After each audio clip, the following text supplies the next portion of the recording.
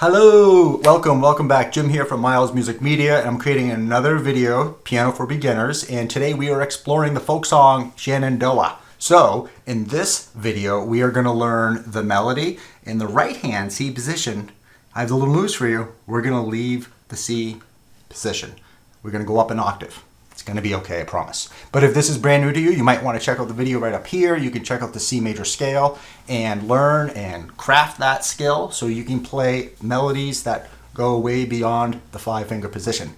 Now, we are going to explore slurs, ties, dotted notes, breath marks, and more.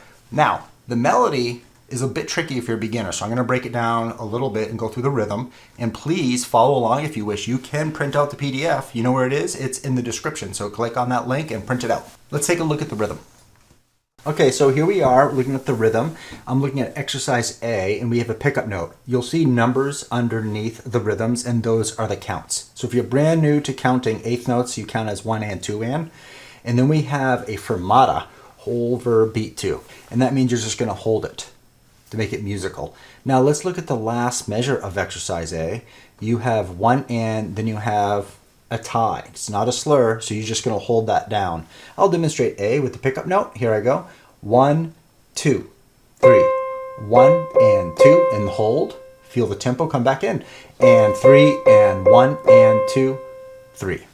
Exercise B. Let's look at the second measure. We have what we call a dotted quarter note. Not going to get into theory too much, but remember a dot adds 50% of the original value.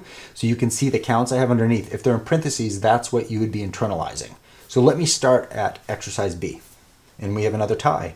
1, 2, here I begin. 1 and 2, 3, 1, 2 and 3, and 1 and 2, 3.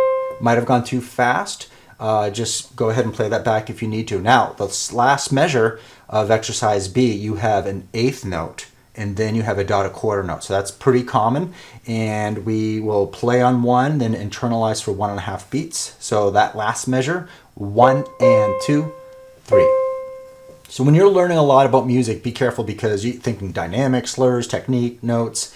So build it slowly. Think about notes and rhythms. Good fingering goes a long way. So let's look at the melody. The melody I'm really looking forward to because we're starting C position, and the left hand's going to start the pickup note on G. All right, so that means we don't have to do any funny things here. Okay, so we're really efficient here. So I'm going to play the melody in the bass line. The bass line's really simple, but I'm just going to play both so you can hear it. I'm going to interpret the fermatas and the breath marks. Here I begin.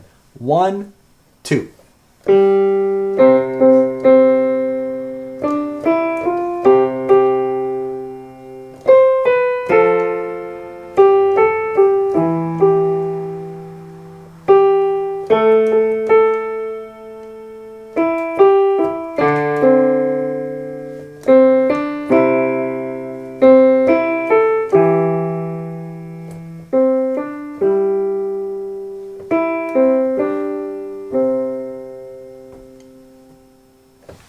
It's beautiful. You can interpret the dynamics in a lot of different ways in this piece. You want to be as musical as possible.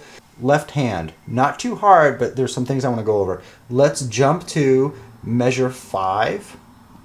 So we have our C position, but then we're going to an A. So we need to bring that A up there. So I would suggest practicing measure 4. You're playing that E, and then you have that quarter rest, and then that quarter rest, try to get that thumb to A. That's really important.